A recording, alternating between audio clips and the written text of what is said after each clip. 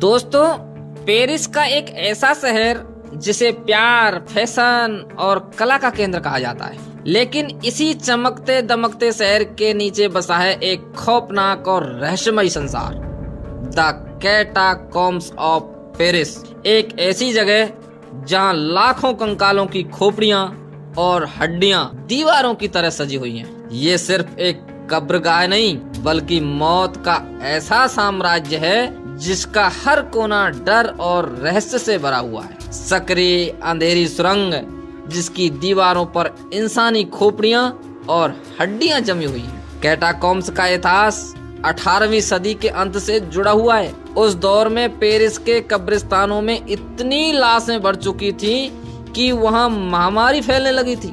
शवों की दुर्गंध ने पूरे शहर को बीमार कर दिया था।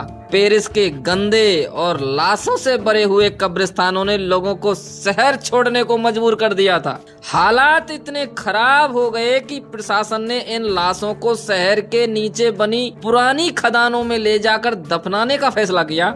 ये खदानें कभी चूना पत्थर निकालने के लिए बनाई गई थी और अब इन्हीं खदानों को कब्रगाह में बदल दिया गया। पेरिस के इन रहस्यमयी कैटाकॉम्ब्स का नेटवर्क लगभग 320 किलोमीटर तक फैला हुआ है। हालांकि इनमें से सिर्फ कुछ ही हिस्सा आम लोगों के लिए खुला है। इन अंधेरी सुरंगों में करीब 60 लाख लोगों के कंकाल रखे गए हैं, जो आज भी अपने डरावने अतीत की गवाही देते हैं। कहते हैं कि इन सुरंगों में जो एक बार भटक जाए वो कभी वापस नहीं लौटता।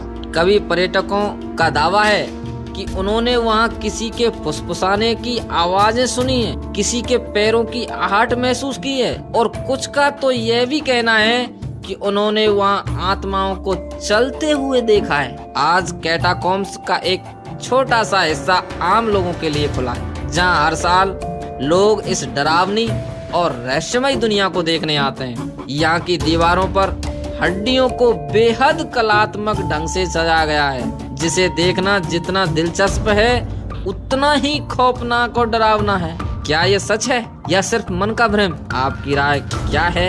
अपनी सोच कमेंट करके जरूर बताएं। और अभी तक चैनल सब्सक्राइब नहीं किया है तो प्लीज सब्सक्राइब जरूर करें। धन्यवाद।